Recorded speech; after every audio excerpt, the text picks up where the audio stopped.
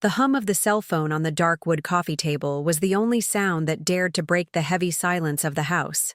Outside, the Austin, Texas sun cast a golden, indifferent light on the well-manicured lawn. But in here, in the shadows of my grief, everything was cold. It had only been a week since we had buried my husband, and I moved through the rooms like a ghost, touching his books, feeling the fabric of his favorite jacket hanging in the closet, desperately trying to keep his presence alive. Every object was an anchor to a memory, and I clung to them to keep from being swept away by the tide of pain that threatened to drown me. Then, the cell phone vibrated again. It was Ricardo, my only son. My foolish, hopeful heart for a moment thought it was a message of comfort. How are you, Mom? But I should have known better. His name on the screen no longer brought warmth, only a cold apprehension that settled in the pit of my stomach. I reached out, my fingers trembling, and unlocked the screen. The message was short, brutally efficient, like an axe blow. Mom, start packing. I got a great buyer for the house. Signed the papers today. You can stay with me for a while until we find a decent nursing home. I read it once, twice, 3 times.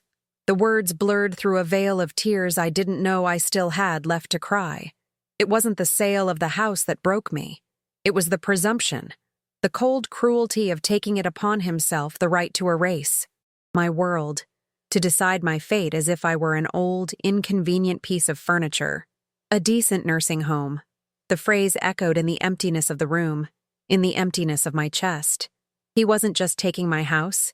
He was taking my dignity, my identity, the last vestiges of the life I had built with the love of my life. I looked around, at the walls that held the echo of my son's laughter as a child, at the armchair where my husband read the newspaper every morning. Everything would be sold, erased by a man I had held in my arms. I felt the floor disappear from under my feet, a vertigo of total abandonment. And it was there, in that abyss of humiliation, that something other than pain began to burn. A quiet, ancient anger that I had suppressed for years under the cloak of motherhood and duty. The tears dried. My hand, once trembling, closed into a fist over the cell phone. He thought he had cornered me, that I was fragile, finished, dependent. But he had forgotten one thing. He had forgotten who I was before I was his mother. He had forgotten the vow I made to my husband. And in that sepulchral silence, as the setting sun painted the floor orange, I knew exactly what I would do. Ricardo hadn't signed my sentence.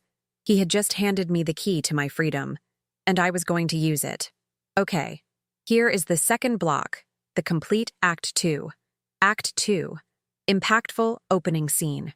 The phone remained in my hand, a cold, indifferent rectangle of glass that felt obscenely heavy, as if it contained the full weight of my son's betrayal.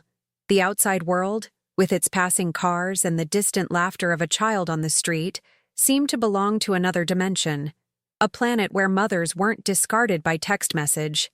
Here, within the walls of my home, silence was a physical entity. I could feel it pressing on my eardrums, filling the space left by my husband's absence, and now, by the absence of any trace of filial love.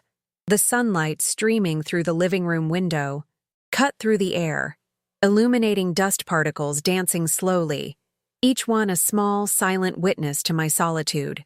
For a long moment, all I did was breathe, inhaling the familiar scent of old books and the faint aroma of lavender from the sachets I scattered throughout the rooms, exhaling the disbelief, the sharp pain that threatened to break me in two. Until we find a decent nursing home. Ricardo's phrase came back in waves, each time with more force. It wasn't a suggestion. It was an order, disguised as false concern. A nursing home. A place for the forgotten, for those who are no longer useful. I remembered a visit we made to his great-aunt years ago in a place like that. The smell of disinfectant, trying, unsuccessfully, to mask the odor of resignation and illness. The rows of empty faces in the hallways, their eyes fixed on an invisible point on the wall, waiting. That was where my son, the boy I taught to walk, to read, the man to whom I dedicated my life, wanted to send me. The humiliation was a bitter taste in my mouth, metallic like blood. I felt the heat rise up my neck, a fury I hadn't felt in decades, a fury that, I imagined, was life force returning to a body that had considered itself dead. I looked at my hand holding the phone. It was no longer trembling, it was steady. The knuckles of my fingers were white. I stood up from the sofa, and the movement was not that of a grieving old woman. It was the movement of someone who had just been awakened from a long, long sleep. Ricardo believed I was an old book with a broken spine and yellowed pages, ready to be stored in a dusty attic. But he didn't know that my husband had written a secret chapter, an epilogue that only I knew. My first step was not towards the stairs to start packing my clothes in cardboard boxes. It was a firm, deliberate step towards my husband's small office at the end of the hall. The oak door was closed just as he had left it. It was there, behind that door, that the real battles of our lives had always been planned, and it was there that mine was about to begin. Ricardo wanted the house, he would have it, but not in the way he imagined.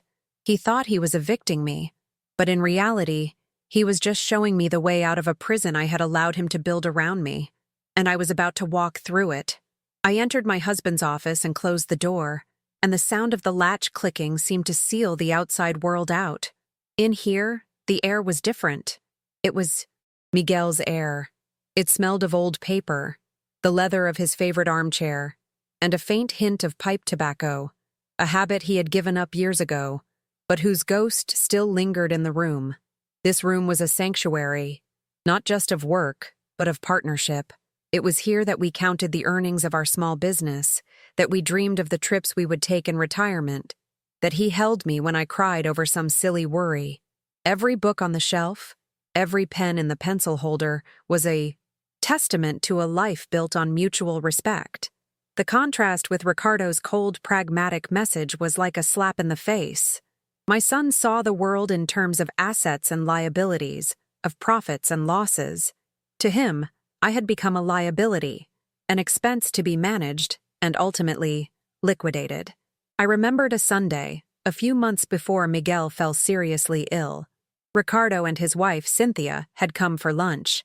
He talked non-stop about his investments, using jargon he knew I didn't understand, throwing around words like portfolio, leverage, and hedge funds. At one point, I turned to Miguel and asked something simple about our own nest egg. Ricardo laughed. It wasn't a joyful laugh, but a short, dismissive sound. "Mom, don't worry about that," he said with a condescending smile. "Let the adults talk about serious things." He said it in my own house, at the table I had set, with the food I had cooked. Miguel shot him a look, but I, as always, shrank. I just smiled and changed the subject, swallowing the humiliation along with the Sunday roast. Now, standing in the silence of Miguel's office, that memory returned with searing clarity. That comment wasn't a slip-up, it was a test. He was testing the boundaries, seeing how small he could make me feel, preparing the ground for the day he would be the only adult in the room. The pain of that small humiliation, multiplied by dozens of similar ones over the years, turned into fuel. I wasn't just fighting for a house. I was fighting for the right to be seen as a whole person, not as an incompetent relic. I sat in Miguel's leather chair. The material was cool and smooth under my hands, but I could almost feel the residual warmth of his body, the presence of his strong, protective spirit. I ran my fingers over the polished wood surface of the desk, a gesture I had seen him make 1,000 times when he was deep in thought. The simple touch transported me to another occasion, another nail in the coffin of my self-esteem, hammered in by my own son's hand. It was on the last Thanksgiving we spent with Miguel still with us, though already weakened by illness. The whole family was gathered, the noise of conversations and laughter filling the house. I had spent days preparing everything, wanting it to be perfect, a happy memory for us to keep. During dinner, Ricardo, after a few glasses of wine, started talking about the future. He didn't talk about hope or recovery. He talked about estate planning and asset transition. He did it right there, in front of everyone, with his father sitting at the head of the table, pale and tired. "We need to be practical," Ricardo said loudly, capturing everyone's attention. With Dad's situation, the upkeep of this house and Mom's expenses will become a significant burden. We have to think about optimizing resources. He looked directly at me when he said Mom's expenses, as if I were an old car that consumed too much fuel. The silence that followed was deafening. My nephews looked away. Ricardo's wife examined her nails, and Miguel, with what little strength he had, squeezed my hand under the table. No one reprimanded him. No one defended my honor. In that moment, I wasn't Lourdes, the matriarch of the family. I was a potential financial problem, an extra mouth to feed, as I heard Cynthia whisper to him later in the kitchen when they thought I wasn't listening. The food lost its taste in my mouth. I just kept smiling, the perfect hostess, while inside my heart was breaking. Now, sitting in Miguel's chair, the anger at my own passivity consumed me. Why did I never scream? Why did I never tell him to shut up? Because I was a mother. Because we were taught to absorb the pain, to keep the peace, to sacrifice our dignity for the good of the family. But the family I was protecting no longer existed. With that realization, I opened the first drawer of the desk. My movements were no longer those of a victim. They were those of a judge. Inside the drawer, under a stack of old insurance policies and birth certificates, was a large brown envelope. It wasn't what I was looking for, not yet, but my hands seemed to move on their own, pulling it out. Inside, there was a collection of photographs I hadn't seen in years, chronicles of Ricardo's childhood and adolescence. The first photo was of him at 5, smiling with a chocolate-smeared mouth, hugging the dog he loved so much. In another, he was at his high school graduation, his face shining with pride and promise, with me and Miguel by his side. Our faces filled with a love that was almost painful in its intensity. I flipped through the images, one by one, and a wave of grief hit me. But it wasn't for my husband. It was for my son. Where was that boy? Where did the young man who wrote Mother's Day cards with clumsy poems and who promised to take care of us when we got old get lost? The answer, I feared, was in the photos themselves. I began to see not just the sweetness, but also the seed of arrogance, the look of superiority he already had at 16 when he won a debate, the way he barely glanced at the gift we gave him for his 21st birthday, more interested in a friend's luxury car. I remembered the countless hours Miguel and I worked in our small hardware store, the nights we came home with aching backs and the smell of grease on our hands, all to pay for the private college he insisted on attending. We sacrificed our vacations, postponed the kitchen renovation, invested everything in him, in the belief that we were building not only his future, but the security of our family. The bitterness I felt wasn't about the money. Money was just paper. It was about the investment of love, of hope, of life, that was returned to us with a cold calculation and a decree of exile. I put the photos back in the envelope, with a finality that surprised me. The mourning for the boy Ricardo had been was over. He had made his choice. Now, I would make mine. It was no longer a matter of defending myself. It was a matter of honoring my husband's legacy of love and sacrifice, a legacy that Ricardo was trying to turn into mere dollars and cents. I put the envelope with the photographs back in the bottom of the drawer, a closed chapter. The fog of nostalgia and pain had dissipated, leaving behind a clarity of purpose that was almost frightening. I knew exactly what to look for and where. Miguel was a man of details, a planner by nature. His philosophy of life was simple and direct, forged by a life of hard work and a few disappointments. Lourdes, he would tell me while arranging his tools or checking the ledger, always expect the best from people, but always be prepared for the worst. Especially, and I say this with a heavy heart, especially from family. I always chided him for that cynicism. I believed in inherent goodness, in the bond of blood, in the power of a mother's unconditional love. Ricardo loves us, Miguel. I would reply, and he would smile, a sad smile that I didn't understand at the time. His love is conditional, my dear, conditional on what we can offer him. Now his words echoed in the silence of the office, not as cynicism, but as a prophetic truth. I remembered the night he told me his secret. It had been an ordinary Tuesday, about 3 years ago. He had come back from a routine doctor's appointment with a grim look that he tried to hide from me, but that I, after 50 years of marriage, knew all too well. That night, he didn't turn on the television. He took me by the hand and led me to this very office. He sat me in this chair and stood beside me, his hand on my shoulder. That's when he told me about the second house, about the separate bank account. He made me memorize passwords, contact names, locations. He made me promise, with a deadly seriousness, that I would never mention a word to Ricardo. "This is your lifeboat, lords," he said, his voice low and urgent. "Our son is a good man in many ways, but he has a weakness: money. And when I'm gone, his greed might become a tsunami. I won't be here to protect you, so I'm giving you the tools to protect yourself." At the time, I cried. I was offended that he thought so poorly of our boy, but I promised. And now, every word of that conversation was a beacon, illuminating the dark path ahead of me. My hands, now steady and knowledgeable, moved to the lowest and deepest drawer of the desk. I ignored the tax files and appliance manuals. My fingers slid along the inner wooden wall at the back until they found a small indentation, almost imperceptible to the touch. I pressed it, and a section of the drawer's bottom released with a soft click, a sound that to me was louder than thunder.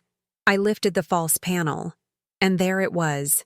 Resting on a piece of faded black velvet was a fine leather folder, the color of wine. My heart began to pound in my chest, a beat not of fear or anxiety, but of pure adrenaline, a sense of power I hadn't felt since I was a young woman, before the world told me to be quiet and compliant. There, in that folder, was my salvation, the embodiment of my husband's foresight and love. For a moment, I just looked at it, savoring the irony of the situation. Across town, my son was probably celebrating his victory, toasting with his wife to the quick sale of the old lady's house, calculating the profits, planning how to spend the money he believed was rightfully his. He was so sure of himself, so confident in his power over me, so certain of my fragility and my supposed incompetence. He saw me as a pawn on his chessboard, a piece to be sacrificed so he could advance. He was about to find out that the pawn had reached the other side of the board and become a queen. The silence of the house was no longer oppressive. It was the tense quiet that precedes a decisive move. It was the silence of a predator waiting for the right moment to strike. And I, lords, the grieving grandmother, the fragile widow, was about to teach my son the most important lesson his father tried but never managed to teach him. Never, ever underestimate a woman who has already lost everything, for she has nothing left to fear. Freedom has a taste, and I was about to experience it. With a deep sigh, which was part relief and part anticipation, I opened the leather folder. The documents inside were perfectly organized, each in a protective plastic sleeve. The first was the deed to a small house, a casita, in a fishing village on the coast of Spain whose name I barely remembered, Altea.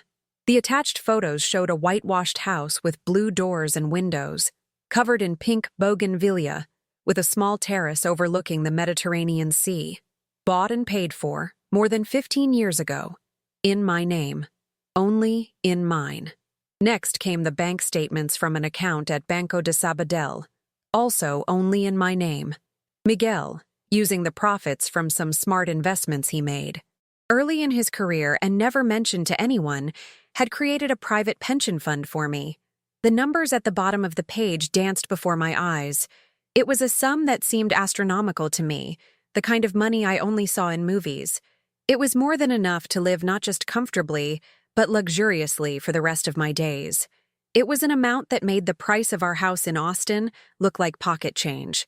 A single tear, hot and salty, escaped my eyes and fell on the plastic, protecting one of the statements. It was not a tear of sadness or joy. It was a tear of pure, overwhelming gratitude. Miguel loved me. It was a fact I never doubted, but to see the tangible proof of his love, A love so deep and far-sighted that it led him to plan for my safety and happiness, even from beyond the grave, was overwhelming. He had seen Ricardo's true character long before I did. He didn't try to convince me with words, because he knew my mother's heart wouldn't accept it. Instead, he acted. He built an ark for me, piece by piece in secret, so that when the flood of my son's greed came, I would have somewhere to sail. I felt his presence in the room so strongly that I almost turned to look. It was as if he were there, his hand on my shoulder, saying, "I told you, my dear. Now go. Live."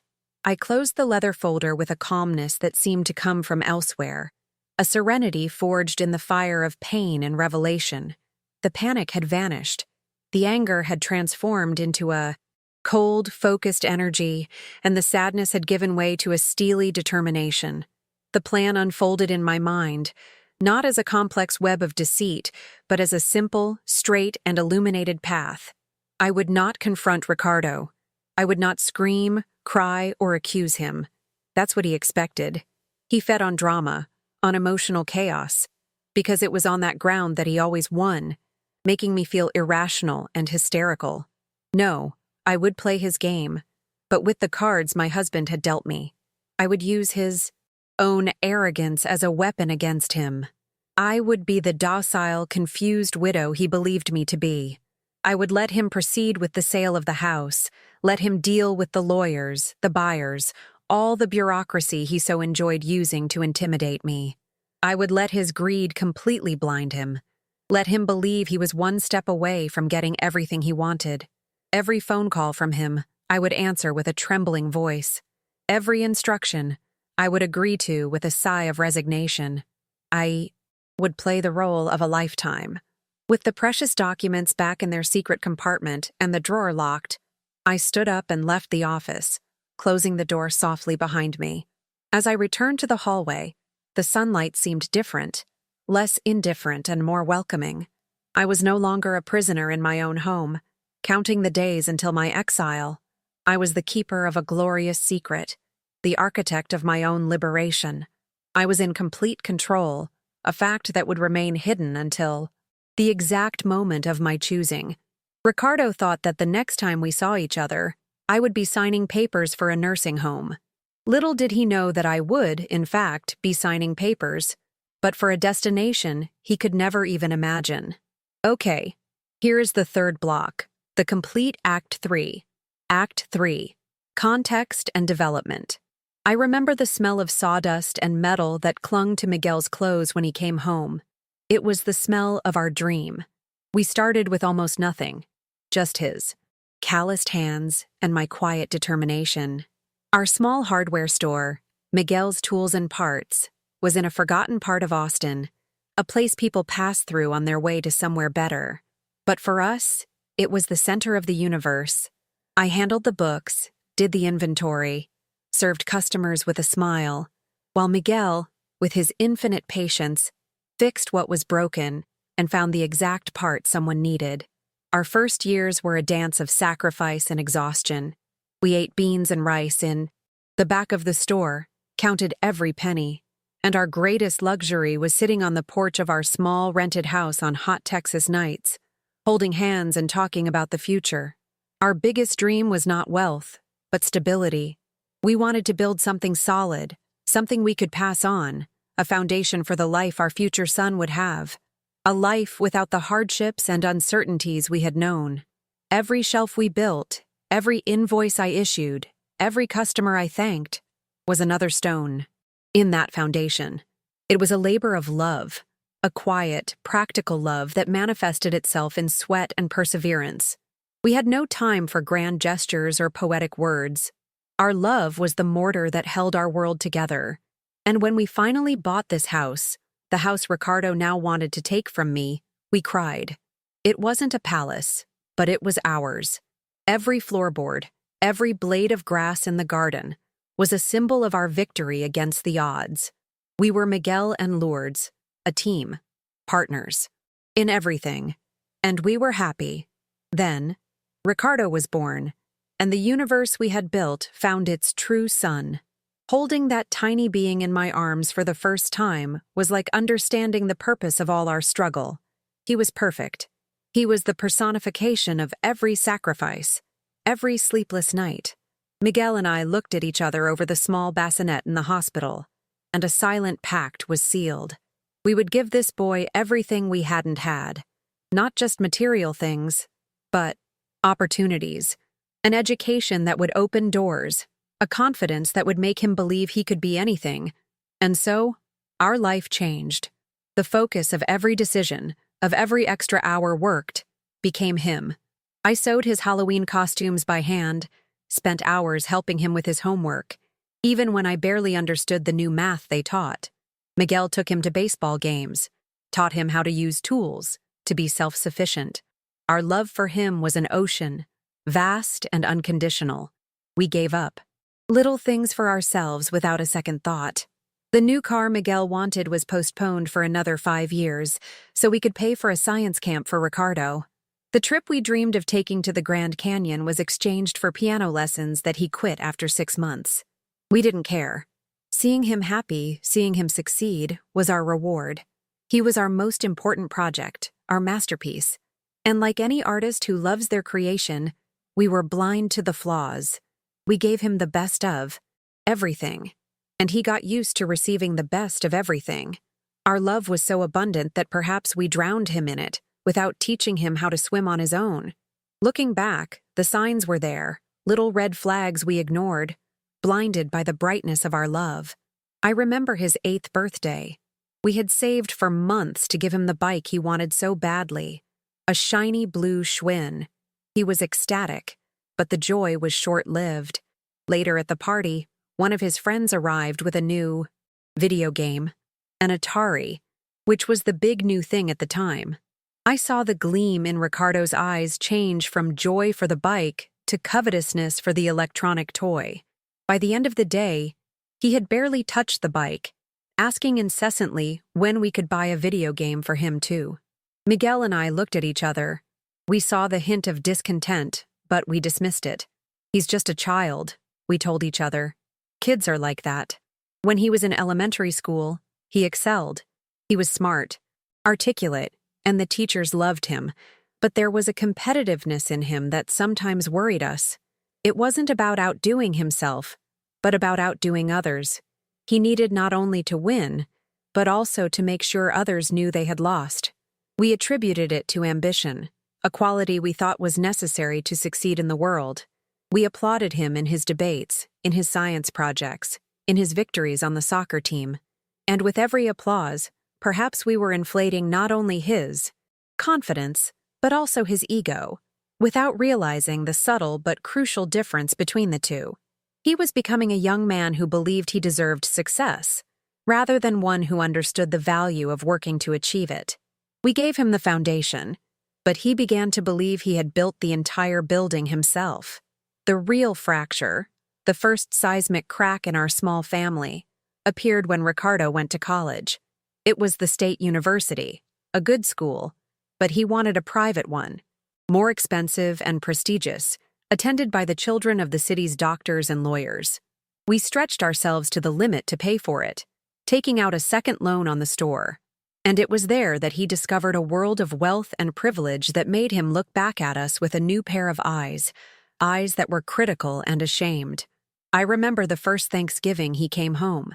He brought 2 friends with him, boys whose parents belonged to the country club. I spent the whole week cooking, cleaning, wanting everything to be perfect, but I saw the look on Ricardo's face when he entered the house. I saw the way he looked at our old furniture, at our 10-year-old car in the driveway. During dinner, one of his friends asked Miguel about the hardware store. Miguel, with his usual pride, began to tell the story of how we built it from scratch. Ricardo interrupted him mid-sentence. "Oh, Dad, let's not bore our guests with work stories," he said with a forced laugh. "It's just a small neighborhood shop." The word "just" hung in the air, laden with disdain. Miguel stopped talking, the light in his eyes dimming a little. That night, for the first time, I felt shame in my own home. Not of myself, but for my son. He wasn't just ashamed of our simple life. He was ashamed of us, of the hands that fed and raised him. That was the beginning of the end of the Ricardo we knew. He was shedding his origins, cutting the roots that bound him to us, so he could float higher in the social circles he so desired. The person who accelerated this transformation, who gave Ricardo the permission he needed to completely distance himself from us, was Cynthia. He brought her home in his second year of college. She was like a creature from another planet. Her hair was perfectly coiffed, her clothes were discreetly expensive, and she spoke with a polished accent that seemed rehearsed. She was the daughter of a plastic surgeon and had grown up in a mansion in the most exclusive neighborhood in Austin. I tried so hard to like her for Ricardo's sake. I invited her into the kitchen to help me prepare dinner, hoping to create a bond, like I saw mothers and daughters-in-law do in the movies. She stood in the doorway, her arms crossed, watching me chop vegetables. "How interesting," she said, when I commented that I made my own tomato sauce. "My mother has a chef." The comment wasn't made with explicit malice, but with an almost clinical curiosity, as if she were observing the habits of an unknown tribe. I smiled and continued my work, but I felt a glass wall rise between us. She was polite, always calling me Mrs. Garcia, but there was no warmth, no genuineness. Her eyes were cold and assessing, constantly measuring and judging. She looked at our curtains, at our plates, at the way we spoke, and I could feel her silent disapproval. Ricardo, for his part, idolized her. He hovered around her, laughing at her unfunny jokes, agreeing with her snobbish opinions. He saw her as his ticket to the world he coveted, and he was willing to pay any price for it, including the price of leaving us behind. Cynthia didn't steal him from us. She simply validated the desire that was already growing inside him, the desire to be someone else, to belong somewhere else.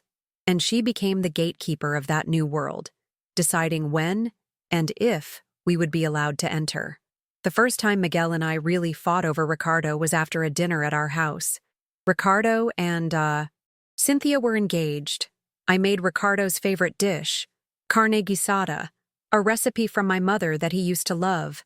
When I served dinner, Cynthia looked at the plate with an expression of slight revulsion. "Oh," she said, prodding a piece of meat with her fork. "It's so rustic. It's lovely that you still cook like this, Lords." The word rustic sounded like an insult. "It's real food, Cynthia," Miguel said, his voice tense. "Made with hands, not ordered in." Cynthia let out a little laugh, as if Miguel had told a joke. But the worst part was Ricardo's reaction. Instead of defending his mother or the food he grew up with, he put his arm around Cynthia and said, "Dad, relax. Cynthia's used to a cuisine that's a bit more refined. We need to educate Mom's palate." And he winked at me, as if we were sharing a private joke. But it wasn't a joke. It was a public betrayal, at my own dinner table. I felt my face burn. For the first time, I couldn't force a smile. I got up, collected the plates in silence, and went to the kitchen, where the tears finally came. Later that night, after they had left, Miguel was furious. "Did you see what he did?" he yelled, pacing back and forth in the living room. "He let that woman humiliate you in our own house. He mocked you." I, as always, tried to appease. "He didn't mean it, Miguel.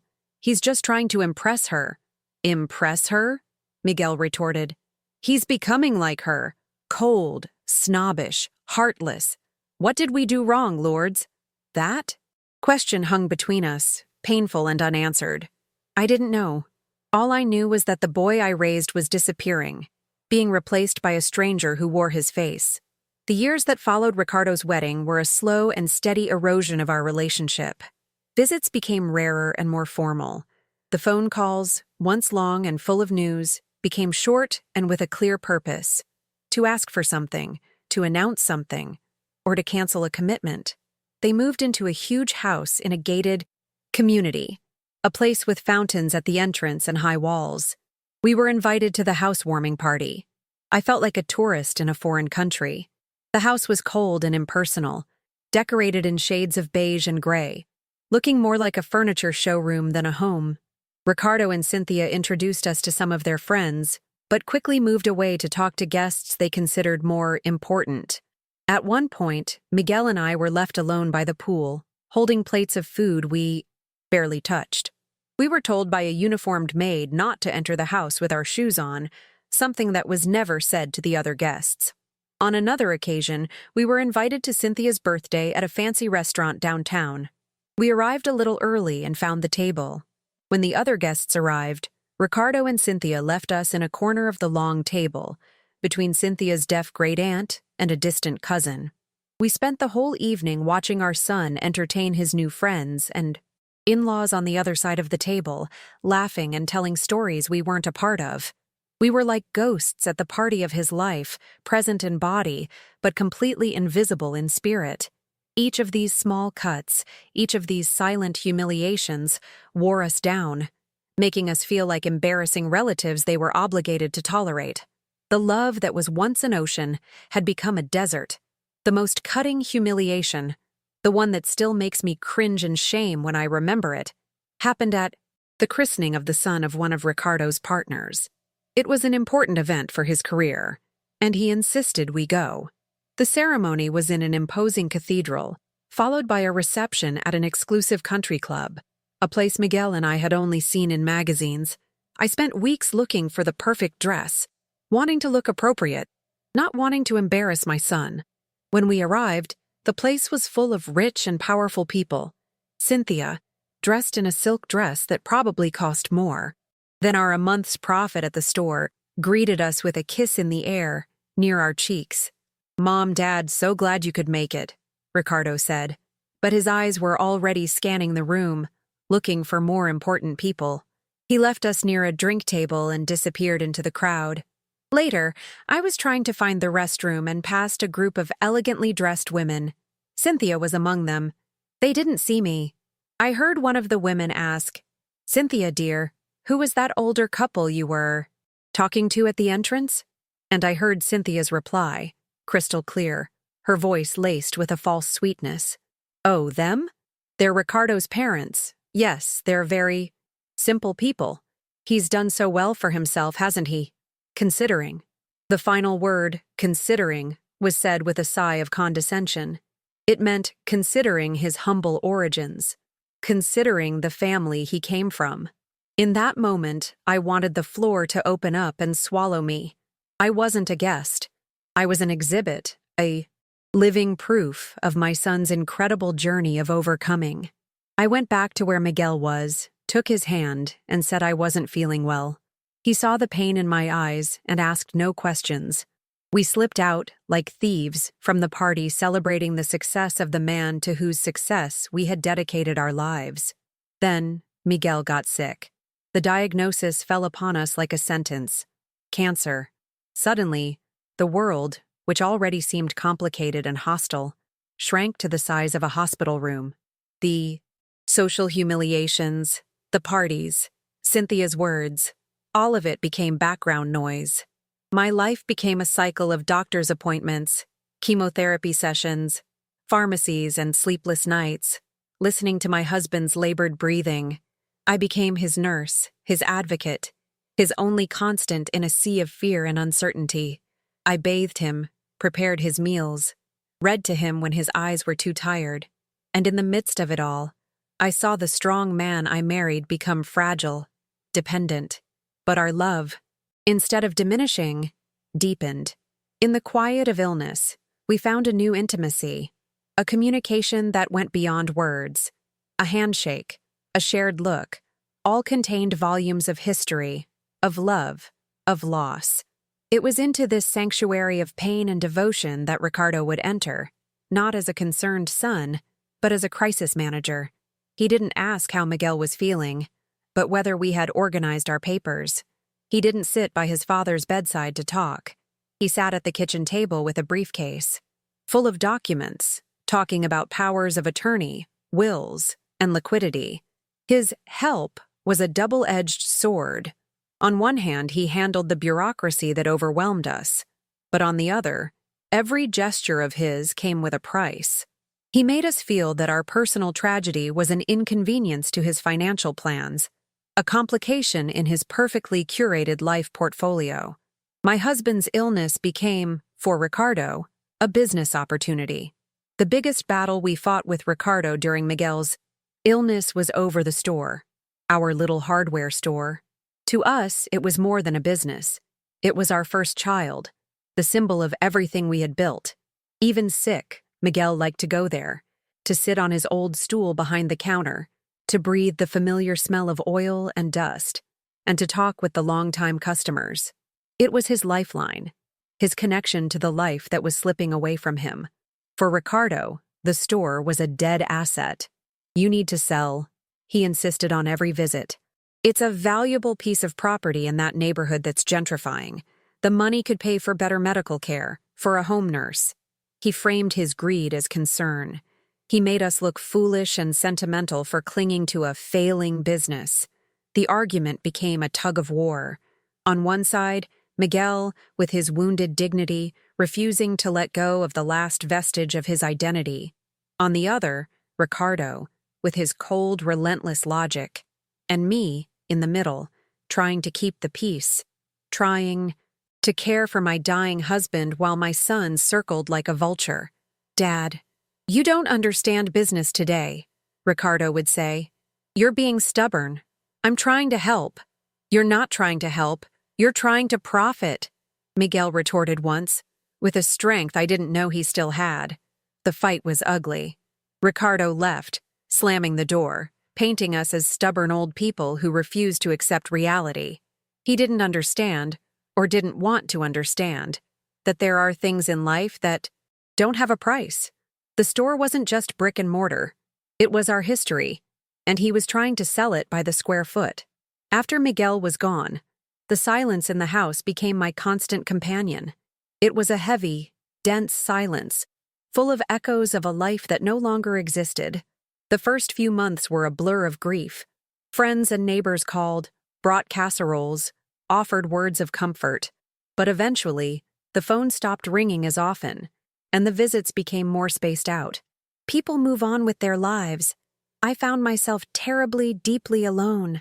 Ricardo was my only close family, and his presence in my life became purely functional.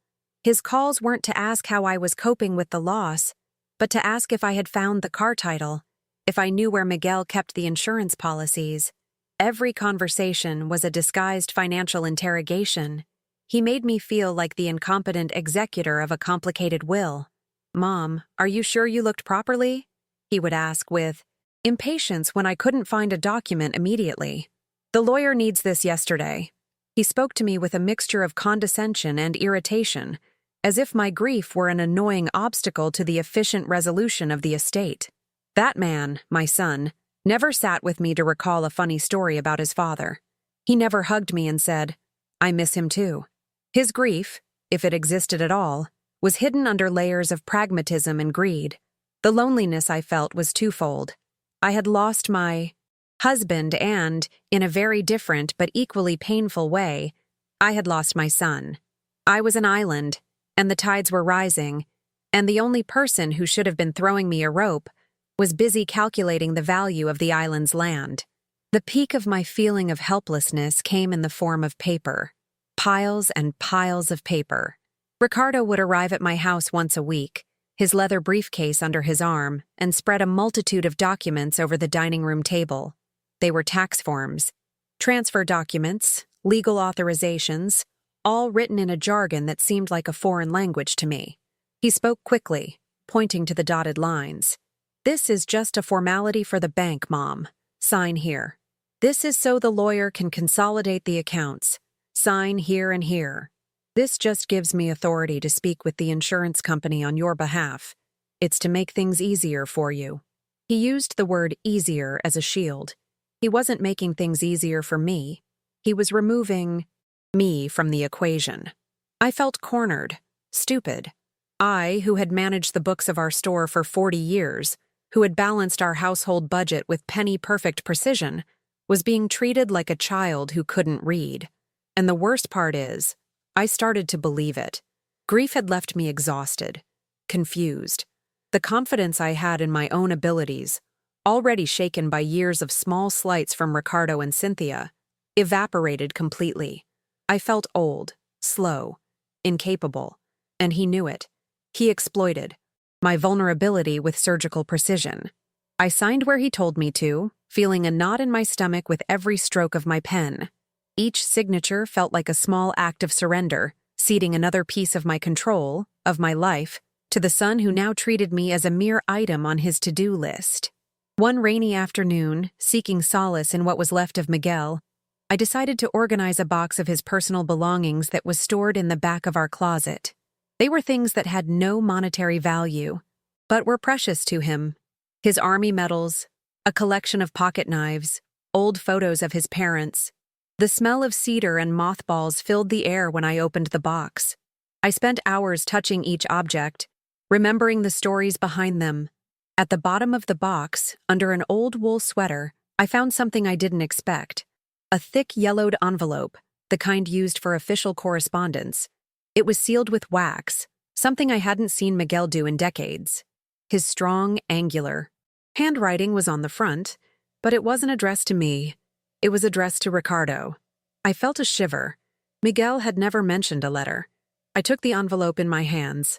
It was heavy, substantial. What could it be? A confession? A last life lesson? A condemnation? My first instinct, the instinct of a loyal mother, was to call Ricardo immediately and tell him I had found something for him. But something stopped me. A deep hesitation, an intuition that came from the depths of my wounded soul. I remembered Miguel's last weeks, when speaking was already an effort for him. I held the envelope addressed to Ricardo, the aged and fragile paper under my fingers. The red wax of the seal looked like a drop of dried blood. My mind went back to the quiet of the hospital room, to Miguel's last days, when words were rare and precious. I remembered a moment of lucidity, one of the last. He squeezed my hand with surprising strength, his eyes clear and focused on mine. His breath was a hoarse whisper. "Lords," he began, and I leaned in to listen. "The folder, in the office, is for your safety. It's your ark." I nodded, tears streaming down my face. I knew what he was talking about. He paused, gathering strength. "But there's something else. A letter." His eyes shifted for a moment as if looking inward. "I left it. In the army box. It's for the boy." He always referred to Ricardo as the boy when he was disappointed in him. "Don't give it to him," he whispered, the urgency in his voice startling me. "Not yet. When, my love?" I asked, my voice a thread. His eyes met mine again, and what I saw in them was an infinite sadness. "Give it to him. Only if he proves he has a soul." And then he grew tired, and his eyes closed. At the time, his words had seemed to me the delirium of a dying man. But now, with the weight of the letter in my hands and the chill of Ricardo's betrayal in my heart, Miguel's words sounded like both a prophecy and a burden. What was in this envelope? What truth did my husband find so powerful, so dangerous, that he locked it behind an almost impossible condition? I was torn between loyalty to my son and fidelity to my husband's last wish. But in that envelope, I knew, was not just a letter. In that envelope was a truth that would change everything. I sat at the kitchen table for a long time, Miguel's yellowed letter to Ricardo resting under the palm of my hand. The weight of that letter was much greater than its physical weight. It was the weight of a father's final judgment on his son, a judgment he had entrusted to me. The condition he imposed echoed in my mind, a terrible and definitive question. Had Ricardo proven he had a soul?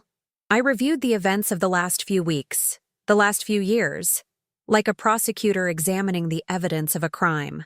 The cold, calculating text message, the casual mention of a decent nursing home, the conversations where his voice overflowed with impatience while I, his grieving mother, struggled to understand the predatory language of finance. I remembered the dinners where he allowed his wife to diminish me with poisonous smiles and false praise. I remembered his silence on Thanksgiving, when he classified me as an expense.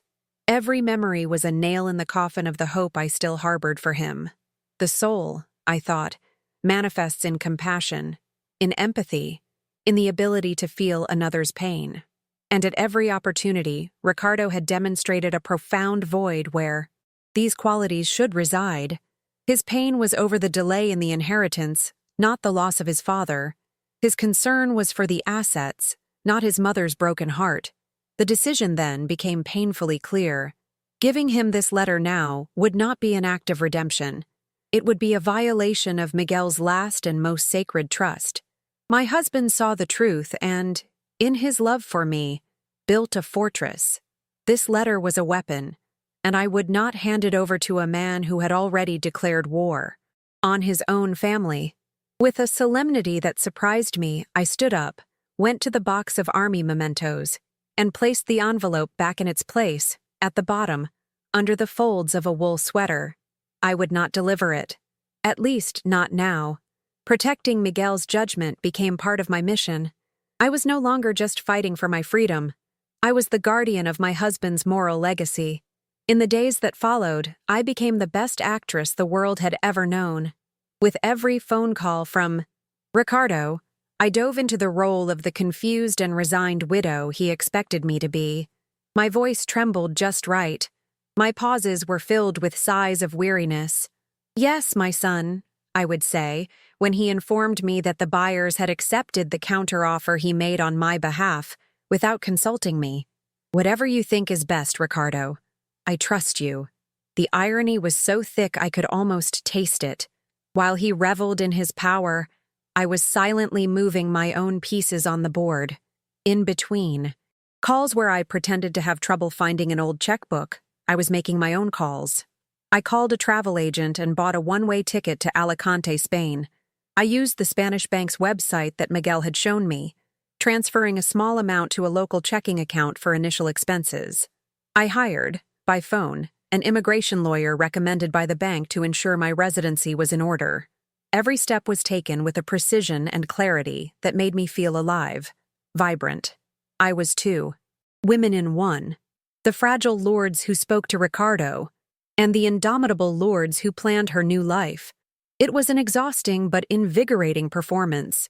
Every lie I told him was one more step towards my truth. Every false sigh was a prelude to the first breath of free air I would take on Spanish soil. He thought he was pushing me to the edge of the abyss, not realizing that I had already spread my wings and was just waiting for the right wind to fly. On a Tuesday, something unexpected happened. A delivery man rang the doorbell with a huge bouquet of white lilies, my favorite flowers. The card, written in a flowery script that was not Ricardo's, read, "Thinking of you in this difficult time. With love, Ricardo and Cynthia." For a treacherous instant, my heart wavered. A gesture of affection. Maybe I was wrong. Maybe, under all that greed and arrogance, there was still a remnant of the boy I raised. The image of Miguel's letter, stored in the box, came to my mind. Maybe he deserved to read it. Maybe his harshness was just a facade, a defense mechanism against grief. Hope is a stubborn weed in a mother's heart, always finding a crack to sprout through. I sat with the flowers, inhaling their sweet scent, and allowed myself, for a moment, to fantasize about a reconciliation. I imagined giving the letter to Ricardo, seeing him cry, asking for forgiveness. I imagined our family healing. I was foolish. The phone rang 2 hours later. It was Ricardo. "Mom, did you get the flowers?" he asked, his voice unnaturally warm. "Yes, my son. They're beautiful. Thank you," I replied, my heart still floating on that silly hope. "Great," he said, the warmth instantly evaporating from his voice. "So, about that property tax form the lawyer sent. You need to sign it and send it back today. It's delaying the whole closing process." And there it was. The flowers were not a gesture of love. They were a tool of manipulation, a lubrication for the bureaucratic machine that was stripping me of everything. He sent them not because he was thinking of me, but because he wanted something from me. In that moment, the last stubborn root of hope was torn from my heart. The blind loyalty I had felt my whole life for him crumbled to dust. Miguel was right, and I would never doubt him again. The last straw, The final act of presumption that sealed his fate in my mind came on Friday. Ricardo called, his voice full of a false, cheerful efficiency. "Mom, good news! The buyers are ready to close next week. Cynthia and I are going to stop by tomorrow morning to help you pack. We know how emotionally draining this can be for you. Help me pack."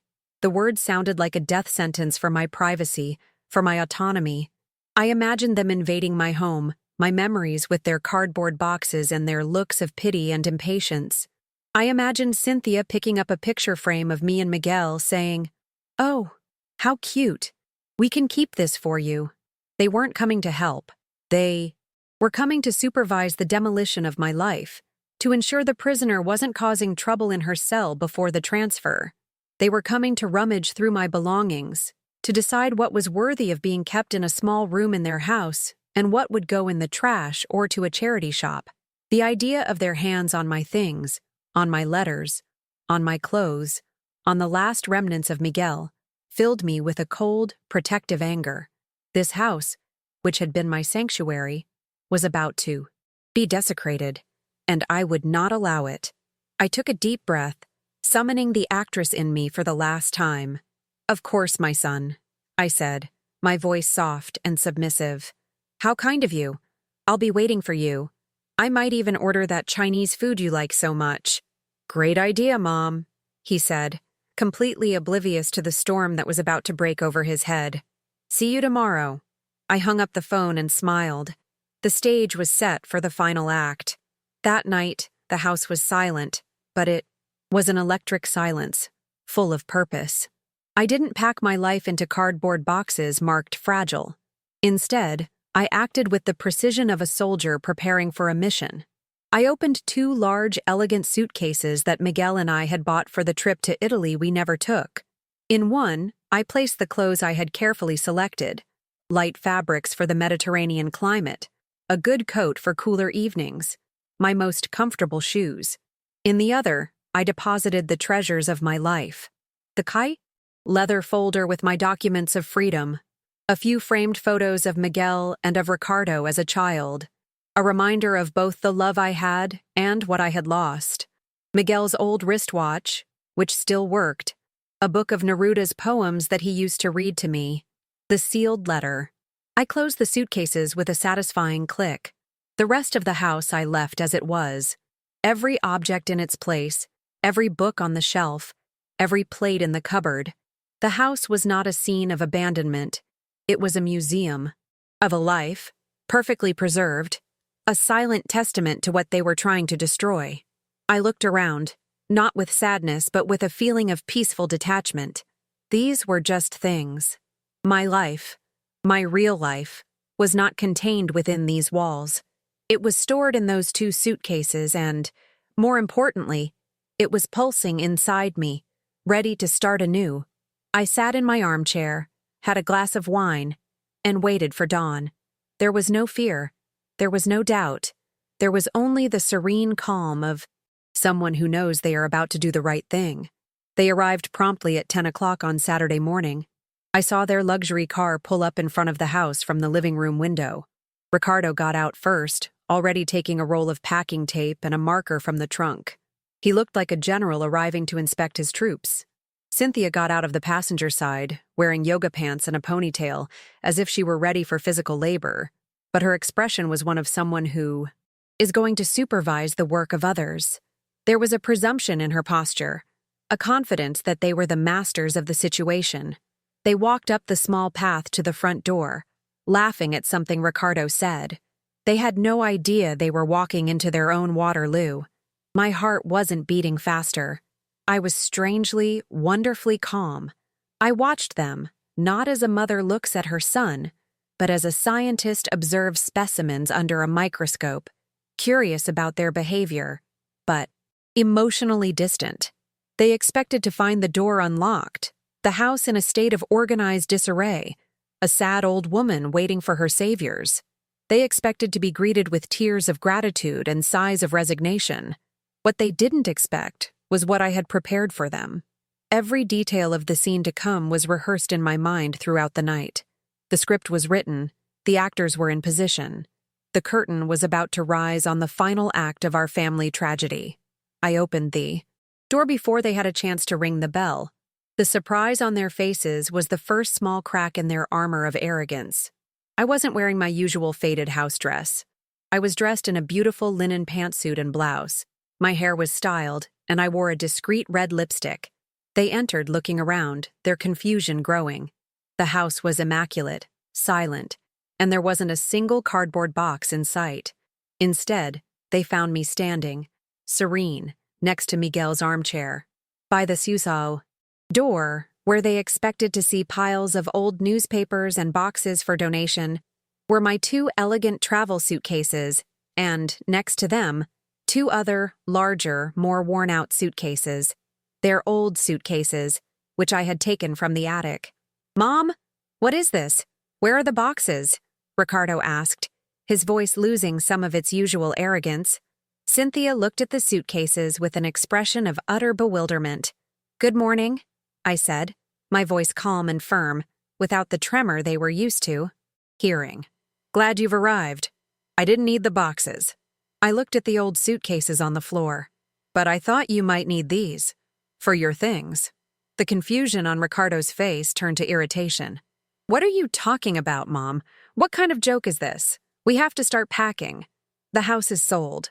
I faced him, holding his gaze for the first time in years, and gave a small smile, a smile that didn't reach my eyes. "That's where you're wrong, my son," I replied softly. "You didn't sell anything." The statement hung in the air between us, as potent and shocking as a lightning bolt in a clear sky. Ricardo blinked, processing my words. A vein began to throb on his forehead. "What do you mean, I didn't sell anything?" "Mom, I have the papers. The buyers are waiting. Have you gone senile?" He exploded, his voice rising in pitch. Cynthia placed a hand on his arm, a gesture that seemed less of support and more to steady herself. "Ricardo," she said in a low voice. "What's going on?" I ignored her. My eyes were fixed on my son. "I said you didn't sell anything," I repeated, enunciating each syllable with cutting clarity. "Because this house, Ricardo, was never yours to sell. Legally, after your father died, it became entirely mine. You made me sign a lot of papers, but the most important one, the final deed of sale, you saved for last, didn't you? And I never signed it." He took a step forward, his face red with anger. "I have a power of attorney. I can sign for—" "You! You gave me that authority." "Had," I corrected him, and for the first time, I allowed a steely tone to enter my voice. "You had a power of attorney, but I revoked it, last week. My lawyer sent the notification to yours. Perhaps you should check your mail more carefully." Ricardo's jaw dropped. He looked at Cynthia, who was now as pale as a ghost. The foundation of his plan, the legal authority he wielded over me, had disintegrated. He was no longer the puppet master. I had cut the strings. I stood up from the armchair, and I felt as if I were growing taller, as if years of shrinking and submission were falling away, and I was finally assuming my true size. They took a step back instinctively. I didn't scream. I didn't cry. I became the embodiment of lethal calm. "You came here to help me pack my memories," I began, my voice even and low, forcing them to strain to hear, forcing them to pay attention to me in a way they hadn't in years. "So let me refresh a few for you." I looked at Cynthia. "I remember a dinner, Cynthia, where you called the food I made with love for your fiancé rustic. And you, Ricardo, instead of defending your childhood food, said my palate needed to be educated." I looked back at him. "I remember a Thanksgiving where you announced to the entire family that I was a financial burden, with your dying father sitting beside you." My voice never wavered.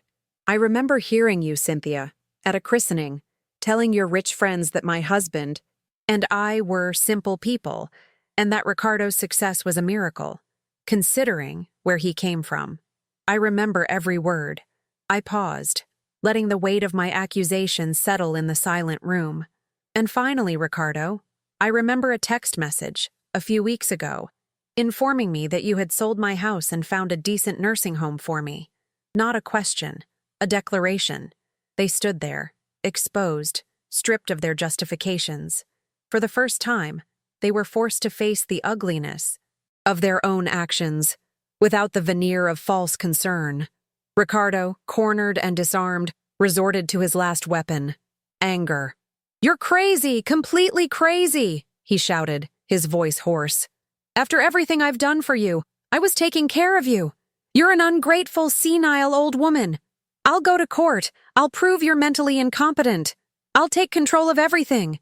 He sounded like a child having a tantrum. The veneer of sophistication completely cracked.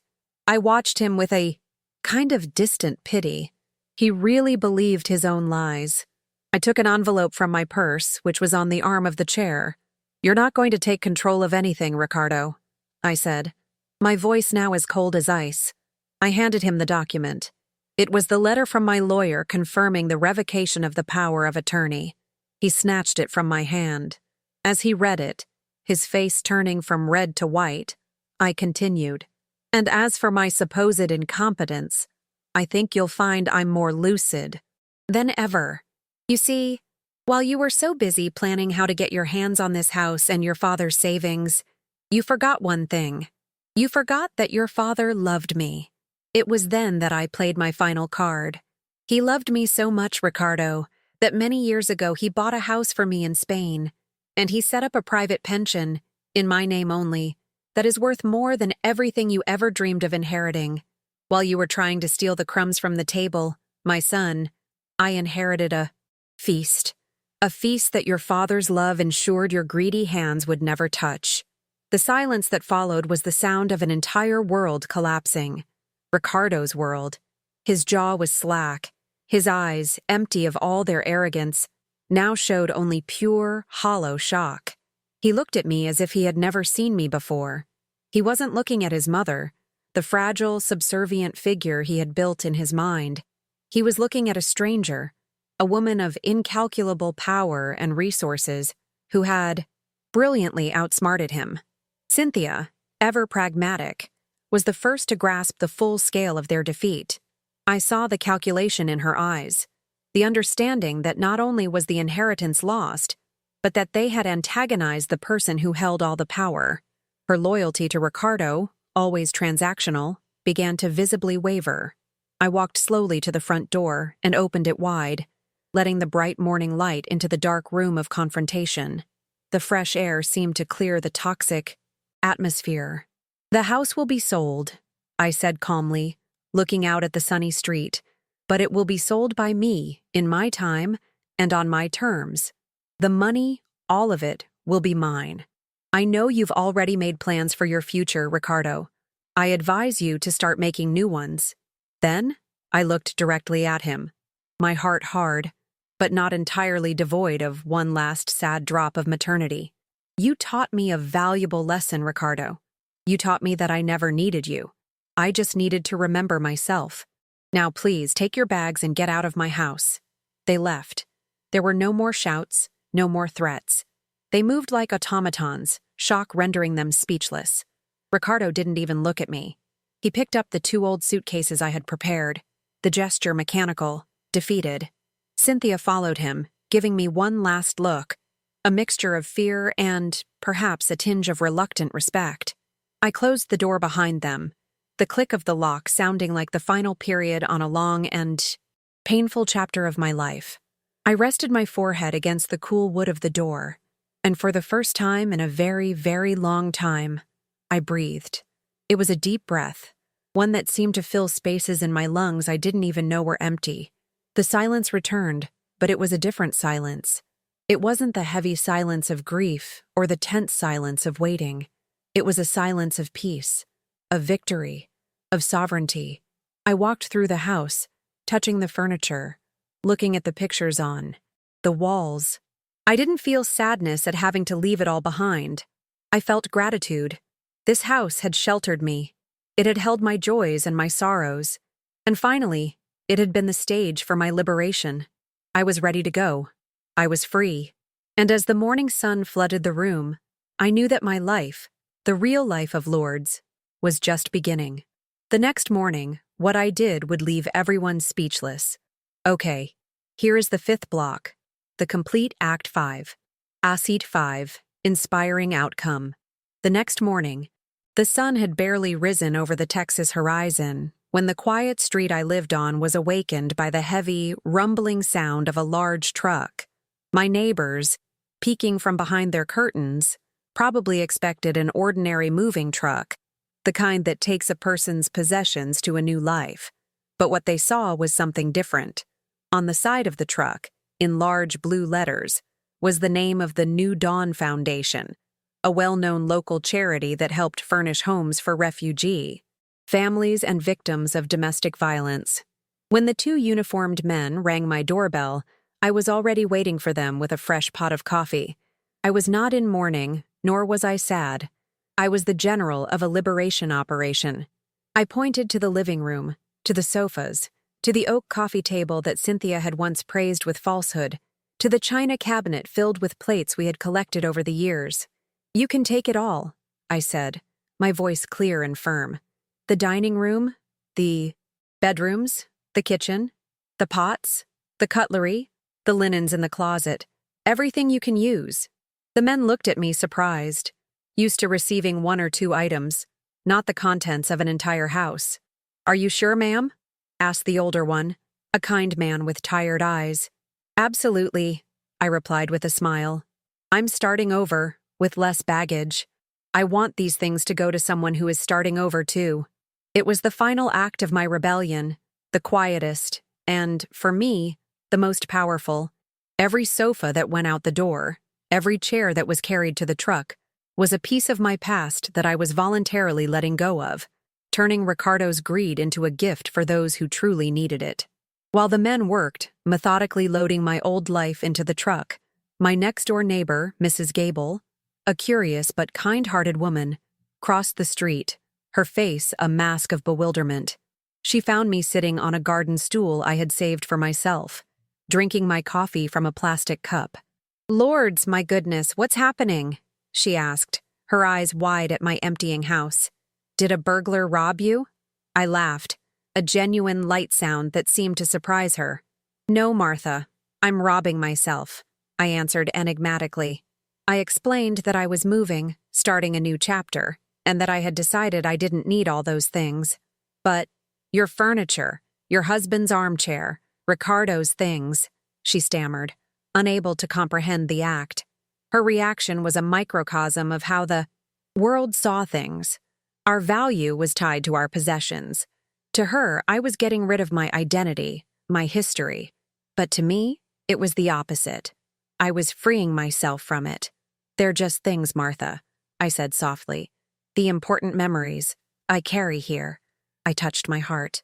"And where I'm going, I need space to make new ones." She stood there, shaking her head, still not fully understanding, but something in my expression, in my calmness, seemed to reach her. She didn't see a fragile, pitiable widow.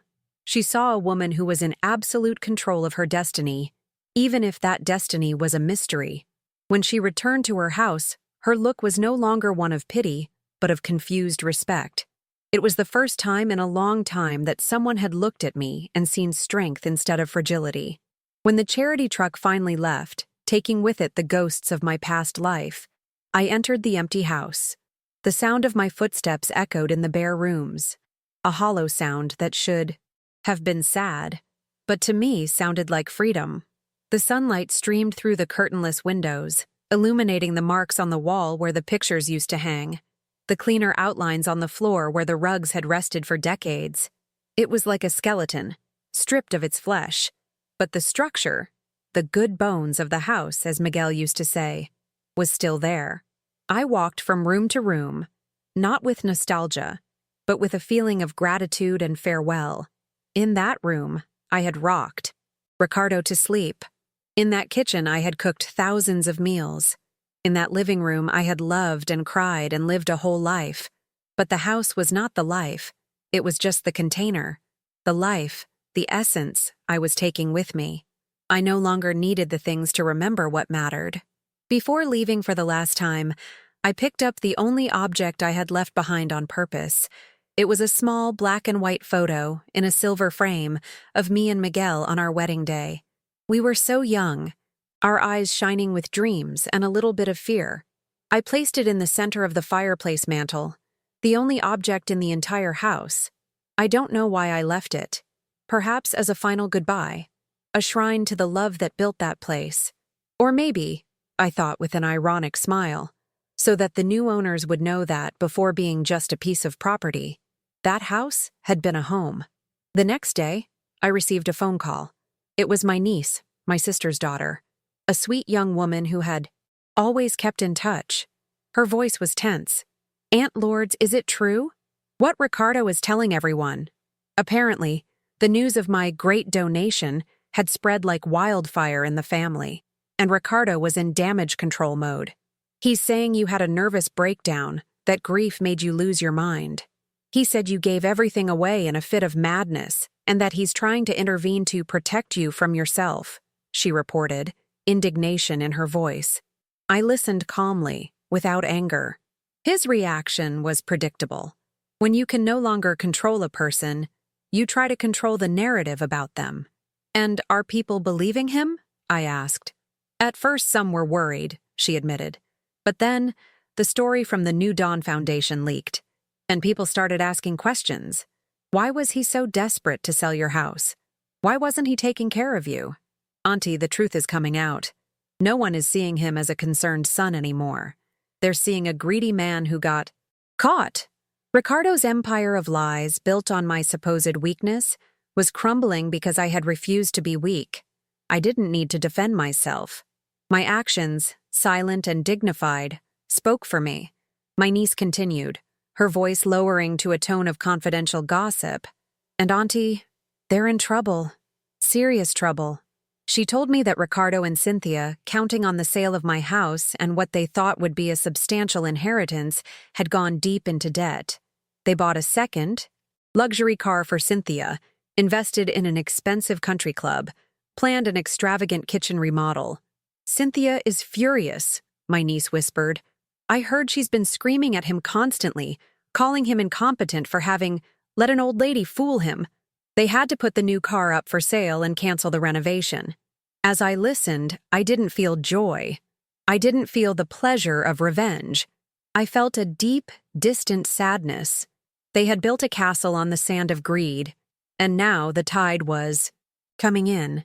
The luxury they valued so much, the appearance of success they cultivated so carefully, was as fragile as an eggshell. They had traded the richness of family ties for the cold glitter of material possessions, and now they were discovering just how poor they really were. I didn't need to do anything for them to reap the consequences of their actions. They had sown the seeds themselves long ago. Justice sometimes is not a thunderclap, but a silent collapse under the weight of its own rot. The process of selling the house, when conducted by me, was remarkably simple. I hired a real estate agent, a woman named Brenda, who was everything Ricardo was not: respectful, attentive, and transparent. She listened to me, understood my needs, and worked tirelessly on my behalf. She presented me with 3 solid offers in less than a week. I chose a young couple with a baby on the way. They reminded me of myself and Miguel when we started. On the day of the closing, I sat in the conference room of the law office, not as a confused widow being led by the hand, but as the sole and total owner of my destiny. I read each document carefully, asked pertinent questions, and signed my name with a firm hand. When the lawyer handed me the check for the net proceeds of the sale, a number that would grant me even more security, I didn't feel a wave of euphoria. I felt a deep calm. It was the closing of a cycle. The money was the tangible proof of my independence, the final result of a lifetime of work by me and my husband. It was mine, by right and by achievement. I put the check in my purse, thanked everyone, and walked out into the Austin sun. The air seemed cleaner. A few days later, I was at Austin Bergstrom International Airport with nothing but my 2 suitcases and a carry-on bag. I looked like any other traveler, anonymous in the crowd, but inside, I felt like an explorer about to embark on the greatest adventure of her life. I found my flight on the large, Departures board, the green letters shining like a promise.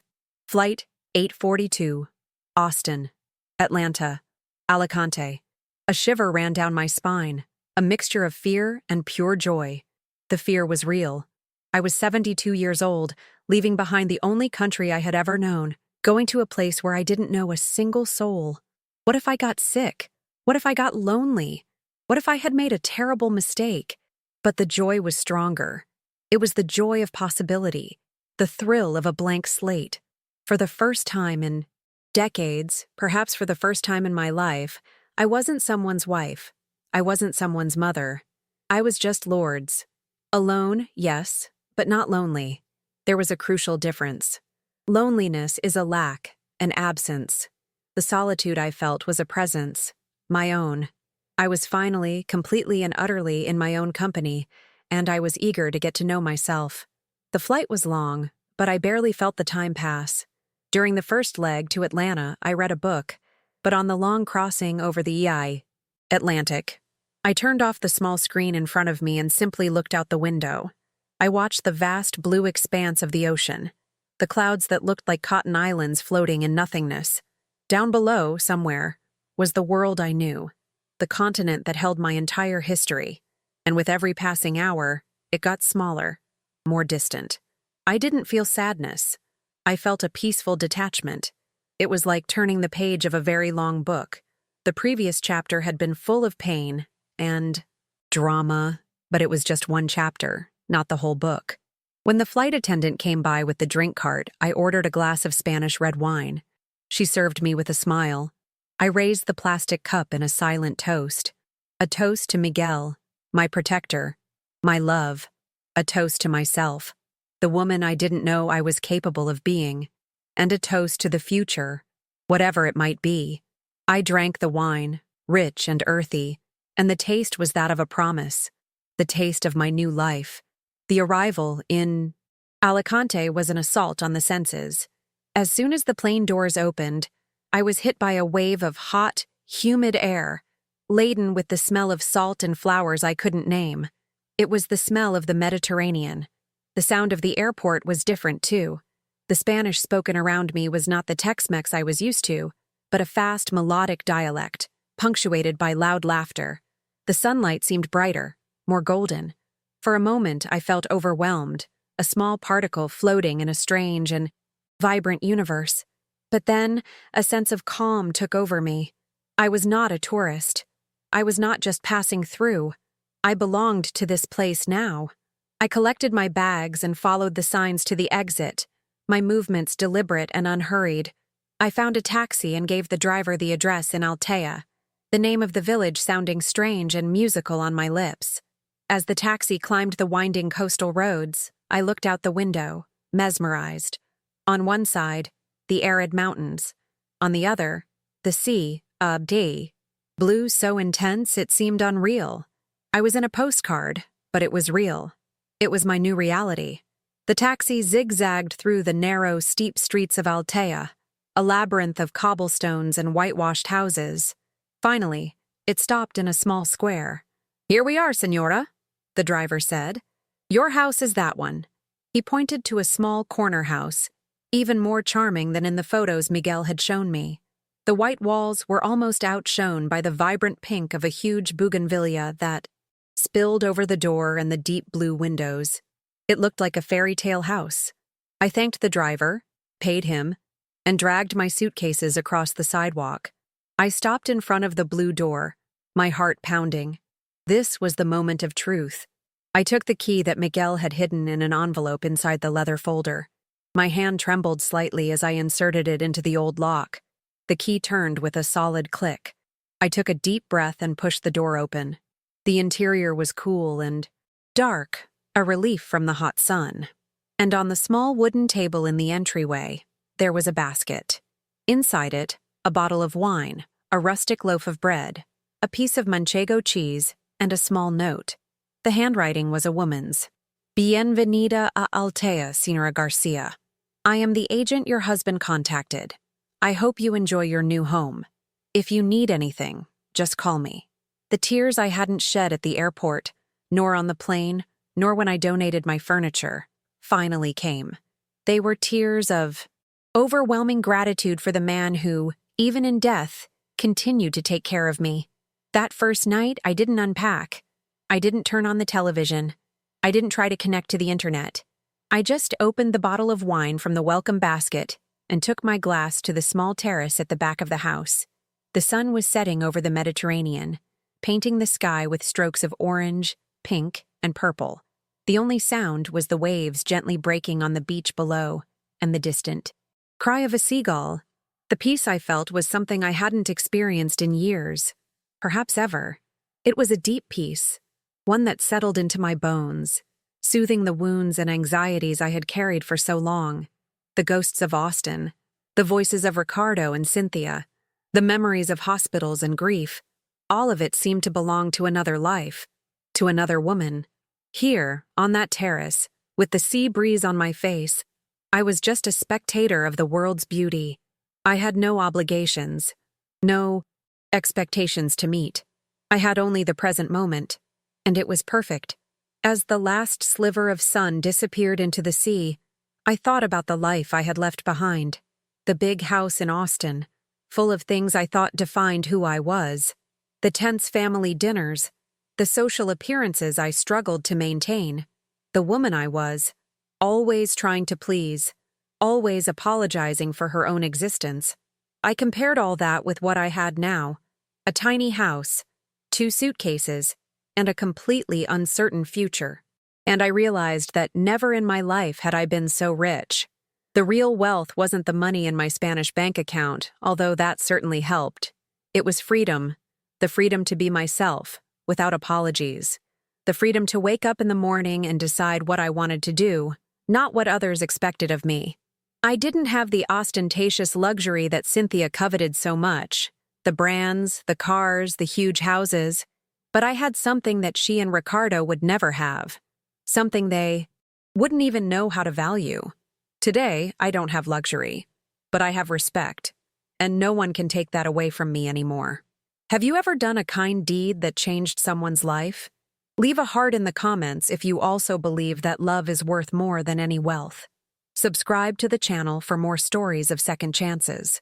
Comment, "Love has no price," if you also believe in human kindness. 2 years have passed.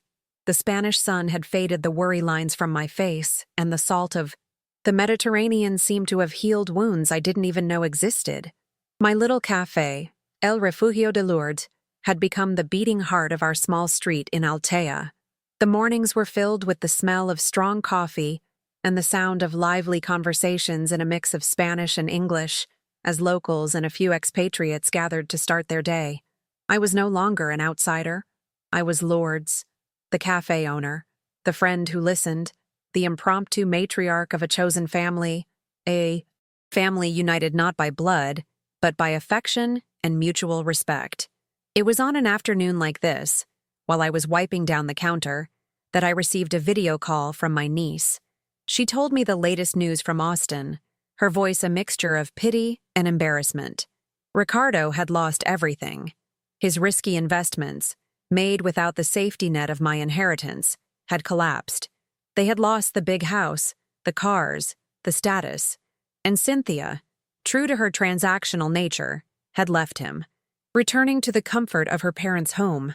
He was alone, broke, and, according to my niece, deeply embittered. I listened to it all with a calm sadness, the kind of sadness one feels for a stranger in a tragedy. There was no triumph, no pleasure in his downfall. There was only the silent realization that life, in its own way, always balances the books. He had chosen a path of greed and contempt, and that path had led him to a desert of his own making.